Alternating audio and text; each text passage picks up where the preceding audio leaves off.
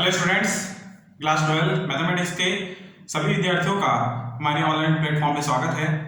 आज की क्लास में हम वर्धमान और ह्रासमान फलन चैप्टर 15 को समझेंगे। तो ध्यान देंगे इसके इंपॉर्टेंट टॉपिक्स को। पहला टॉपिक है वर्धमान फलन। ठीक है, तो देखेंगे ध्यान से। माना एक वास्तविक फलन f ऑफ x डोमेन में I एक खुला अंतराल है। फलन f ऑफ x I पर वर्तमान फलन कहलाता है यदि x1 less than x2 dash to f of x1 less than equal f of x2 for all x1 x2 belongs to capital I। ठीक, तो यहां पर देखना कि I एक क्या है, खुला अंतराल है। ठीक, जो वर्तमान फलन f ऑफ x के डोमेन में है। ठीक, तो यहां से ये जब वर्तमान फलन का हमको निकालना होता है तो उसके लिए वर्तमान फलन निकालने के लिए ये वाला सूत्र का प्रयोग किया जाता है। x1 लेस देन x2 हो यदि, तो f of x1 less than equal f of x2 होगा।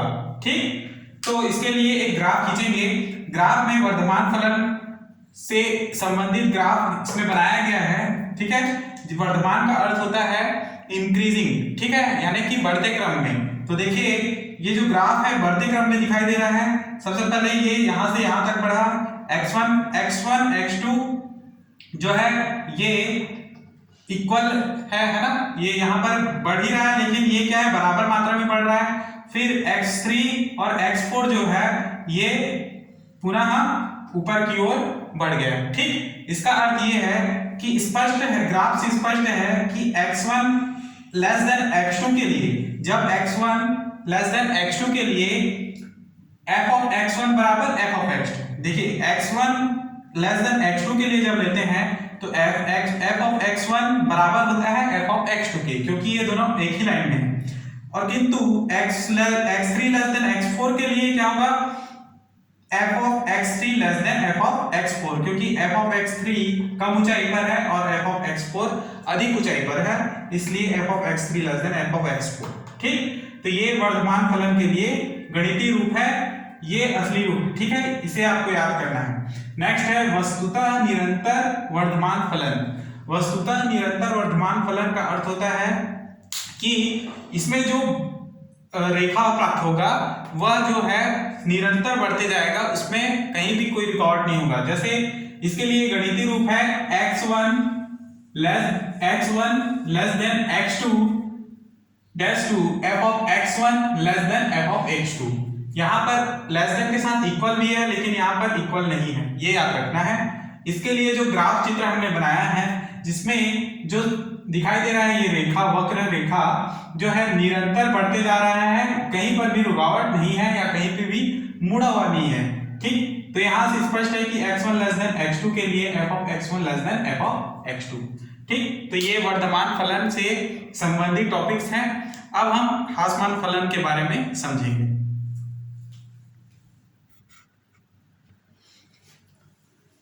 अगला पॉइंट है ह्रासमान फलन। तो ह्रासमान फलन में माना एक वास्तविक फलन f ऑफ x के डोमेन में I खुला अंतराल है, तब f ऑफ x I पर ह्रासमान फलन कहलाता है यदि x1 less than x2 dash to f of x1 greater than equal f of x2 for all x1 x2 belongs to I।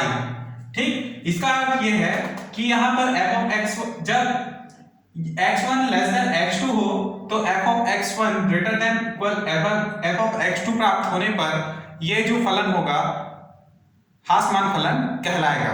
ठीक है, और लेस देन इक्वल होता है तो उसमें वर्धमान फलन कहलाता है। ठीक है, तो देखिए ह्रासमान फलन के लिए जिसमें डिक्रीजिंग ऑर्डर पे जो है क्रम दिखता है हमको, है ना। तो ये ग्राफ जो है देखिए ये घटते क्रम में दिखाई दे रहा है ग्राफ। यहाँ से x1 x2 x3 लिए x में, और ये देखिए यहाँ से आप देखेंगे ग्राफ नीचे की ओर जाता जा रहा है ना। तो f of x1 f of x2 दोनों बराबर है। जब x1 लेस देन x2 के लिए लें तब f ऑफ x1 बराबर f ऑफ x2। ठीक, उसी प्रकार x3 लेस देन x4 के लिए लें तो यहाँ पर f ऑफ x3 ऊंचा है और f ऑफ x4 जो है कम ऊंचाई पर है, तो इसलिए f of x3 greater than f of x4। ठीक, उसी प्रकार से एक दूसरा पॉइंट, निरंतर ह्रासमान फलन के लिए सूत्र क्या होगा, ध्यान से देखेंगे। सेम यही बात को हमको दोबारा इसमें लिखेंगे, ठीक है, कि माना एक वास्तविक फलन f ऑफ x के डोमेन में i खुला अंतराल है, तब f ऑफ x i पर ह्रासमान की जगह क्या लिखेंगे, निरंतर ह्रासमान फलन कहलाता है यदि x1 less than equal x1 less than x2 dash to, यहां पर f of x1 greater than f of x2 for x1 x2 belongs to i। तो यहां पर हमने ग्रेटर देन इक्वल लिया था और यहां पर केवल ग्रेटर देन का साइन होगा, इक्वल नहीं लिया जाएगा निरंतर ह्रासमान फलन में। तो इसका एक ग्राफ मैंने दिखाया है, बनाया है, और इसमें जो है निरंतर रूप से ये नीचे की ओर ग्राफ गिर रहा है, ठीक है, निरंतर नीचे की ओर गिरता हुआ ग्राफ है। ये देखेंगे, इसको हम x1 x2, इसको f ऑफ x1 और इसको f ऑफ x2 से डिनोट करेंगे। ठीक, तो यहां पे स्पष्ट है कि x1 लेस देन x2 के लिए क्या होगा, f ऑफ x1 बड़ा है f ऑफ x2 से, ठीक है, f ऑफ x1 बड़ा है f ऑफ x2 से। क्लियर?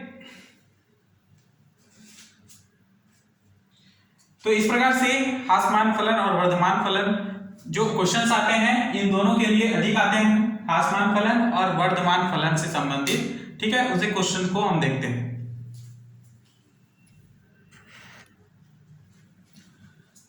15.1 का क्वेश्चन नंबर 1 को समझेंगे। सिद्ध कीजिए कि r पर f ऑफ x बराबर 3x प्लस 17 से प्रदत्त फलन निरंतर वर्धमान फलन है। हमको यह सिद्ध करना है कि दिया गया जो फलन है एक निरंतर वर्धमान फलन है। ठीक है, निरंतर वर्धमान फलन के लिए हमने पढ़ा था कि प्रश्नानुसार सबसे पहले लिखेंगे, प्रश्नानुसार f ऑफ x बराबर क्या दिया है, 3x प्लस 17, है ना। माना x1 x2 कहां बिलोंग करते हैं, कैपिटल R में। इस प्रकार निरंतर वर्धमान फलन के लिए हम लेते थे x1 लेस देन x2 के लिए हम निकालेंगे तो x1, इसलिए x1 लेस देन x2। ठीक, तो यहां से निरंतर वर्धमान फलन के लिए हम सूत्र निकालेंगे, इसको साबित करेंगे कि ये निरंतर वर्धमान फलन है। तो यहां से हम क्या करेंगे, दोनों पक्षों में 3 का गुणा कर देंगे, तो 3x1 लेस देन 3x2। ठीक, अब दोनों पक्षों में 17 से 17 को जोड़ देंगे तो ये होगा 3x1 प्लस 17 और ये लेस देन 3x2 प्लस 17। ठीक, तो यहां से ये जो मान है ये f ऑफ x का मान है, लेस देन ये मान f ऑफ x2 का मान होगा। तो यही जो है हमको निकालना था, जो कि सिद्ध होता है कि ये दिया गया फलन निरंतर वर्धमान फलन है। ठीक है, अतः लिखेंगे f ऑफ x बराबर 3x प्लस 17 r पर निरंतर क्या है, वर्धमान फलन। ठीक, तो यहां पे देखना कि निरंतर वर्धमान फलन के लिए मैंने बताया था कि x1 लेस देन x2 के लिए f of x1 less than f of x2 होता है। ठीक, और यदि निरंतर वर्धमान नहीं केवल वर्धमान पूछता तो यहां पर लेस देन इक्वल भी होता। क्लियर? नेक्स्ट क्वेश्चन को समझेंगे।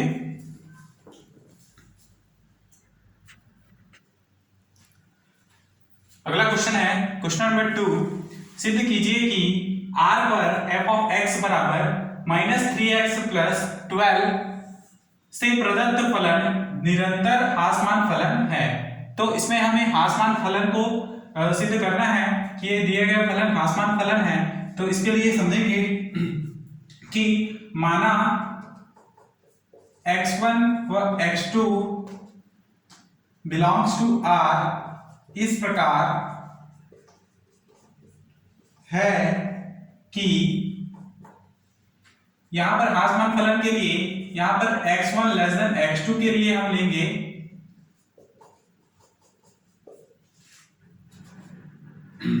तब x1 less than x2 dash to, यहाँ पर दोनों तरफ हम यदि माइनस चिन्ह ले तो जो साइन है लेस देन वो ग्रेटर देन हो जाएगा, यानी minus x one greater than minus x two होगा। ठीक, माइनस एक्स वन। अब देखिए यदि हम यहाँ पर दोनों पक्षों में 3 का गुणा कर दें तो minus three x one less than greater than minus three x two मिलेगा। अब यदि हम दोनों पक्षों में 12 को जोड़ दें तो 3x1 plus 12 less than minus 3x2 plus 12 मिलता है। ठीक, अर्थात यदि हम इसको f ऑफ x1 लें और इसको f ऑफ x2 लें तो ये क्या प्राप्त होगा कि f of x1 greater than f of x2। तो यही ग्रेटर देन का अर्थ ये क्या है, किसको दर्शा रहा है, निरंतर हासमान फलन को दर्शा रहा है। इसलिए f ऑफ x बराबर minus three x plus 12 r पर क्या है, निरंतर हासमान फलन है, हासमान फलन है। ठीक, नेक्स्ट क्वेश्चन नंबर 5 को समझेंगे। सिद्ध कीजिए कि 0, इंफिनिटिव में 0 से लेके इंफिनिटिव में f ऑफ x बराबर log ex एक वर्तमान फलन है। ठीक, तो देखेंगे यहां पर माना x1, x2 belongs to 0, infinitive. ठीक है, x1 और x2 किसके अवयव हैं, 0, इंफिनिटिव के। तो इस प्रकार है कि x1 लेस देन x2। ठीक, तो x1 लेस देन x2, इसलिए x1 लेस देन x2 में हम मान रखते हैं। तो x1 के लिए हम लेंगे यहां पर f ऑफ x बराबर है log ex। ठीक है, यहां पर यदि हम दोनों तरफ फंक्शन ले, ठीक है, या फंक्शन नहीं, दोनों तरफ यदि हम log ले लेते हैं तो ये होगा log x1 less than equal log x2। ठीक, अब log x का अवकलन क्या होता है, 1/x। ठीक, लेकिन इसको अवकलन नहीं करना है हमको, f ऑफ log x का मान है f ऑफ x, तो यहाँ पे log x1 का मान होगा f of x1 less then ये होगा f ऑफ x2। ठीक, तो यही x1 less than x2 dash to f of x1 less than f of x2 हमें मिला है, इसलिए f ऑफ x अंतराल 0, इंफिनिटिव में क्या है, एक वर्तमान फलन है, और यही इसका अभिष्ट उत्तर है। क्लियर?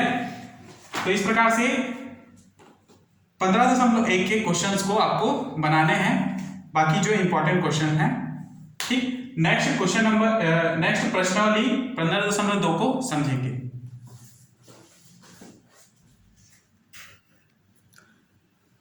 नेक्स्ट प्रश्नावली है प्रश्नावली 15.2 के क्वेश्चन नंबर 1 को समझेंगे। दिया है, सिद्ध कीजिए कि फलन f ऑफ x बराबर x cube minus 6x square plus 12x plus 8 r पर एक निरंतर वर्धमान फलन है, यह हमको निकालना है। ठीक, तो दिया है f of x is equal to x cube minus 6x square plus 12x plus 8। ठीक, इस क्वेश्चन में आपको निरंतर वर्तमान फलन निकालना है।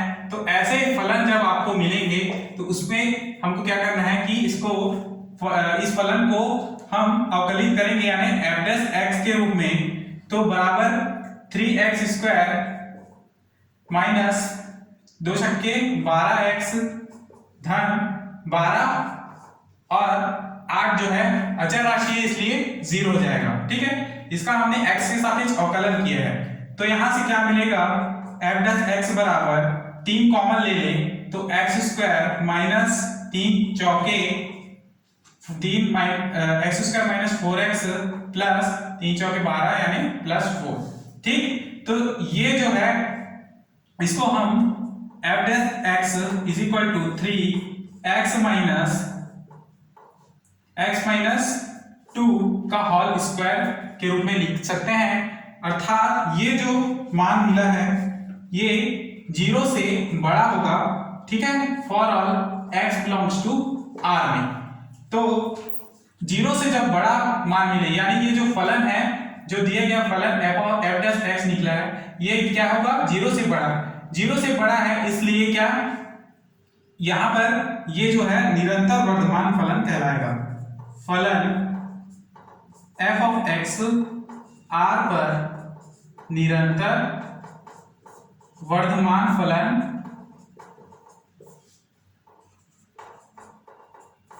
है, ठीक, और यही इसका अभिष्ट आंसर है। नेक्स्ट क्वेश्चन को समझेंगे, क्वेश्चन नंबर 2।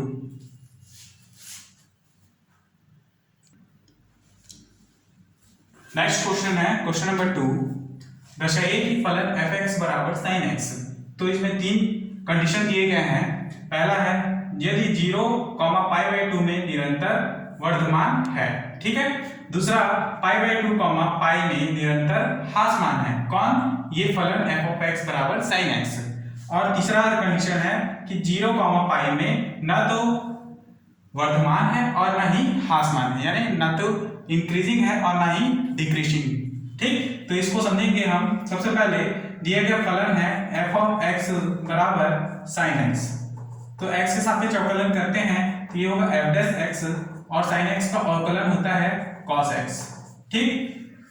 तो यहां से पहला जो हमारा कंडीशन है उसको हम लेकर चलेंगे कि अंतराल 0, π/2 के लिए f of x f dash x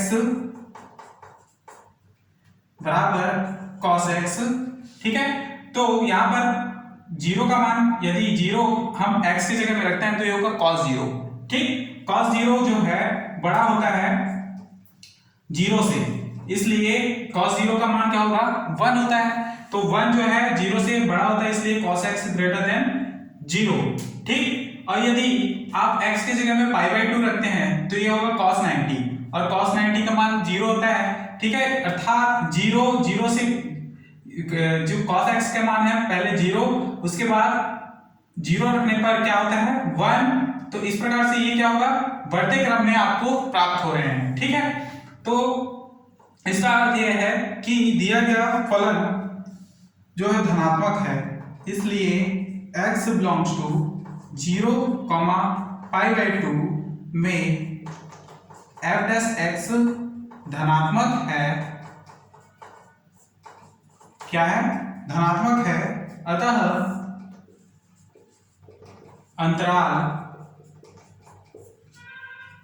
x belongs to 0, π/2 में क्या है, निरंतर वर्धमान, क्योंकि ये बढ़ते क्रम में इनके मान बढ़ते जा रहे हैं, इसलिए ये 0 छोटा है, ठीक है, में वर्धमान या निरंतर वर्धमान है।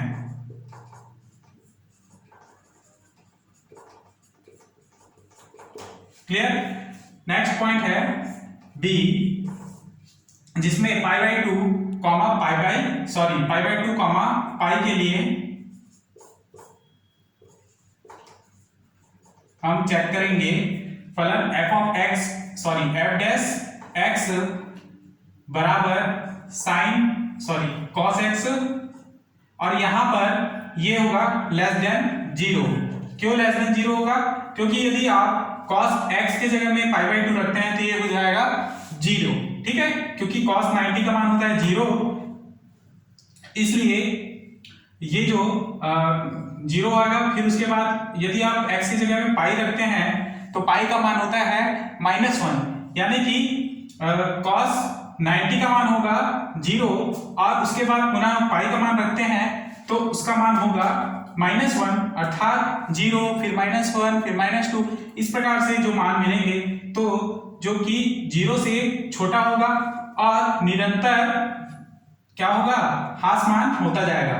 अर्थात लिखेंगे कि इसलिए x बिलोंग्स टू π/2, पाई में एफ डैश एक्स क्या है, ऋणात्मक है, ऋणात्मक है, अतः अंतराल पाई बाई 2 कॉमा पाई में क्या है, निरंतर हासमान फलन है,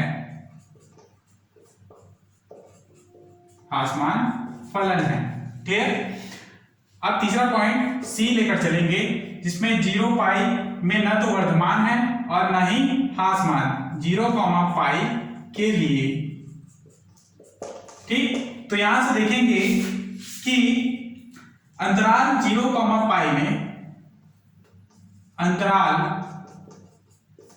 0 पाई में दोनों के बीच है, 0 पाई के बीच में क्या क्या है, ये 0 से पाई बाई 2 और ये पाई बाई 2 जो है, ये पाई बाई 2 जो है 0 और पाई के बीच में है, इसलिए एफ डैश एक्स निरंतर पॉजिटिव या निरंतर नेगेटिव नहीं है। ठीक है, मतलब कि 0 से पाई बाई 2 के बीच में आते हैं तो निरंतर पॉजिटिव मिलता है, और पाई बाई 2 से पाई के बीच में आते हैं तो निरंतर नेगेटिव मिलता है। यानी कि इसमें पॉजिटिव भी है और निरंतर नेगेटिव भी है, यानी कि ना ही ये पूरी तरह से पॉजिटिव होता है और ना ही पूरी तरह से नेगेटिव है। अतः लिखेंगे कि क्योंकि 0 पाई बाई 2 में एफ डैश एक्स धनात्मक, एफ डैश एक्स धनात्मक, F dash x greater than 0 तथा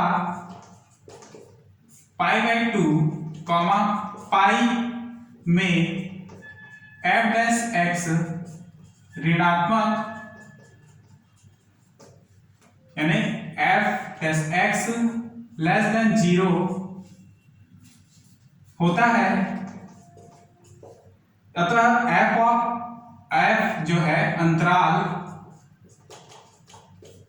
0 पाई में न ही वर्धमान है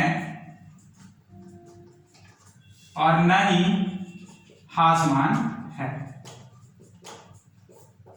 ठीक, तो इसलिए देखिए 0 पाई के बीच में ही ये जो पाई बाई 2 आते हैं, है ना, यहां पर देखेंगे पहले और दूसरे मान में 0 से पाई के बीच में क्या है, पाई बाई 2 है। तो पहले मान में जो है निरंतर वर्धमान है, दूसरे मान में निरंतर हासमान है।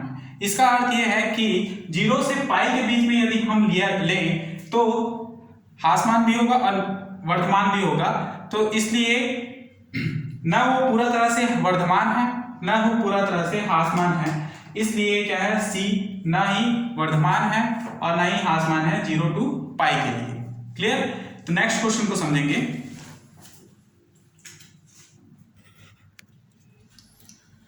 नेक्स्ट क्वेश्चन है क्वेश्चन नंबर 3। तो समझेंगे, सिद्ध कीजिए कि फलन एफ एक्स बराबर लॉग एक्स अंतराल 0 से इंफिनिटी में निरंतर वर्धमान है। ठीक, तो यहां से माना एफ ऑफ एक्स बराबर क्या है, लॉग एक्स, जहां x ग्रेटर देन 0, x का मान क्या है, 0 से बड़ा है। तो यदि इसका अवकलन करते हैं तो f डैश x बराबर 1/x ग्रेटर देन 0, जहां x ग्रेटर देन 0 के लिए f dash x greater than 0 होगा। ठीक, तो देखिए यदि 1/x ग्रेटर देन 0 है तो f डैश x भी ग्रेटर देन 0 होगा। इसलिए क्या है कि 0 से बड़ा होने के कारण f डैश x जो है 0 से बड़ा होने के कारण जो लघुगणकीय फलन 0 इंफिनिटी में निरंतर वर्धमान फलन कहलाएगा, क्योंकि ये इंक्रीजिंग हो रहा है, अर्थात बढ़ते क्रम में है f डैश x का मान। ठीक है, इसलिए क्या कहलाएगा कि ये निरंतर वर्धमान फलन है। नेक्स्ट क्वेश्चन को समझेंगे।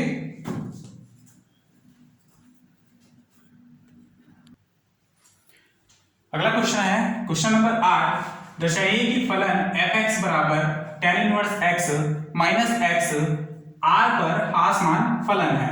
ठीक, तो देखेंगे यहां f(x) बराबर दिया है tan inverse x minus x। यदि x के सापेक्ष अवकलन करते हैं तो f' बराबर tan इनवर्स x का अवकलन होता है 1/1 plus x square minus x का अवकलन होगा 1। ठीक, तो ये f' बराबर 1 देखिए ये 1 प्लस एक्स स्क्वायर और माइनस 1 के साथ ये 1 प्लस एक्स स्क्वायर इंटू होगा, तो ब्रैकेट में इस प्रकार 1 प्लस एक्स स्क्वायर मिलेगा। ठीक, तो f' बराबर क्या प्राप्त होगा 1 माइनस अंदर इंटू होगा तो -1 माइनस और प्लस हो जाएगा minus x square upon 1 plus x square. ठीक, यहां से +1 -1 कैंसिल, तो f' बराबर क्या प्राप्त हुआ minus x square upon 1 plus x square. अर्थात f' का मान किसमें मिल रहा है, ऋणात्मक मान मिल रहा है जो कि 0 से छोटा है। ठीक है, 0 से क्या है छोटा है, माइनस चिन्ह जो है 0 से छोटा वैल्यू आता है, इसलिए हमने लेस देन 0 लिया for all x belongs to r में। ठीक, अर्थात f' less than 0 for all x belongs to r, अतः f(x) r में f(x) सभी x बिलोंग्स टू r के लिए क्या है, हासमान के लिए हासमान फलन है। ठीक, हासमान फलन क्यों है, क्योंकि f' का मान क्या है ऋणात्मक में आया है, ऋणात्मक अर्थात 0 से छोटा, जो कि डिक्रीजिंग ऑर्डर को, डिक्रीजिंग मतलब कि घटते हुए क्रम को दर्शाता है, छोटे 0 से छोटे होने के कारण, इसलिए जो दिया गया फलन है वो एक हासमान फलन है। क्लियर, नेक्स्ट क्लास में इसके आगे के क्वेश्चन को हल करेंगे। ठीक, तो आप लोगों को यहाँ तक अपना कॉपी में जो नोट्स है उसको तैयार करना है। ठीक है, नेक्स्ट क्लास में जो इसके आईएमपी क्वेश्चंस बचे हुए हैं उनको हम समझेंगे। ठीक है, तो क्लास यहीं पर समाप्त करते हैं। धन्यवाद।